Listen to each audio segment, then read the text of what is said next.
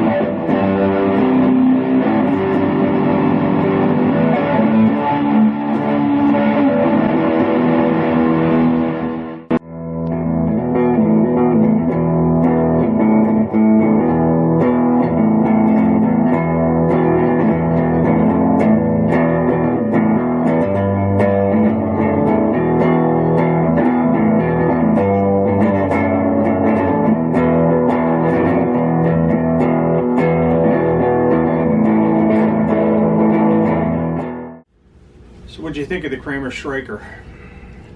I think it's a decent playing guitar. If you get some bass into these pickups, they sound a little muddy, but I think the single coils sound better than the humbucker does. Definitely has some sharp fret ends. You know, if you play around it, so you really aren't paying much attention to it unless you're doing any slides, then you know that it's definitely sharp. So if you buy one of these, I would highly recommend you having those frets dressed up, have a good setup done on it. You know, make sure that the slug rows and everything is set right.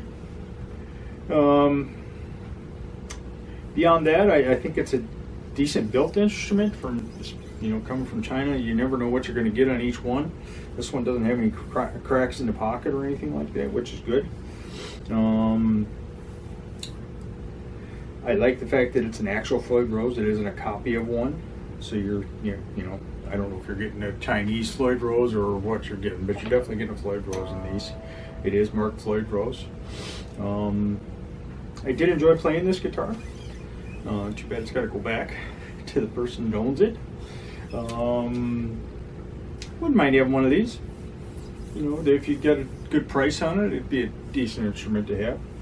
Make sure it's set up. I think you can play the heck out of it. It does have narrow frets on it, so you aren't, you know, like the medium jumbos in a Gibson or anything like that. These are narrow. So as far as doing bends or anything like that, it isn't a problem there. I never had any problems, you know, with buzzing or anything on this instrument, so that was good. No problems with the electronics. Everything was solid. Everything put together well, it seemed like. So for what these cost, you know, you aren't getting much for that these days. You know, $300-400 bucks. You don't get much for that anymore. I mean, you can buy the $100 Squires, but if you're getting a $100 Squire, those are good instruments for somebody that's starting out. You can, you know, modify it if you like the way it plays. You can throw a set of pickups in it and have a good time. Same thing with this one. I mean, everything was put together well coming from China. Again, you never know what you're going to get. Look at them really close. Look at the necks. Make sure that the necks don't have any frets coming out of them. You know, where you have a tall fret on, you know, your third fret here or something that you got to have level and stuff like that. You know, a good luthier can make these straight and make them set up perfect. He's going to charge you for it. You know, and when you're buying a brand new guitar, you want it to be right out of the box. You don't want to have to pay another $500 to make it play right. You know, if you got unlimited funds, go ahead. But you know, most working people, they want value for their dollar, and that's the way I look at stuff. This side of the box isn't bad. Again, it needs a setup. These fret ends are sharp. You know, and maybe a little bit less string, because this, I guarantee that's a 9 that's on there. But whoever the guy that owns this, I don't think he's played it at all. I think he just bought it because it looked cool with the magenta color. But the Kramers, I'm impressed by the Kramers of what they've put out. I don't know if these are coming out of the Gibson factory or the Epiphone, I should say, Epiphone factory in China, or what's going on with these, but they aren't bad. They're bad.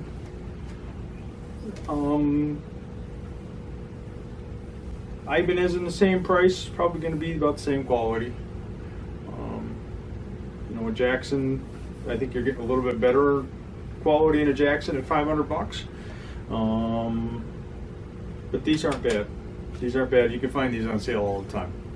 I've seen them on sale as low as $300 bucks. But I think these do retail for like $425 or $450, something like that. But anyway, I appreciate you stopping by and checking out my video this week. Hope you step by and again next week. Nobody's required to watch the first one. Leave a comment if you want to. It's probably not something that most of you are going to do anyway, but I appreciate it when you do. I appreciate hearing from you guys. I never claimed to be an expert at this. They have a lot of problems with arthritis in my hands, so my hands don't move quite as fast as they used to, and a lot of times get in the wrong position. So I do my best to play okay and give you an idea what these sound like. So I hope you join me again next week. Another video of some sort.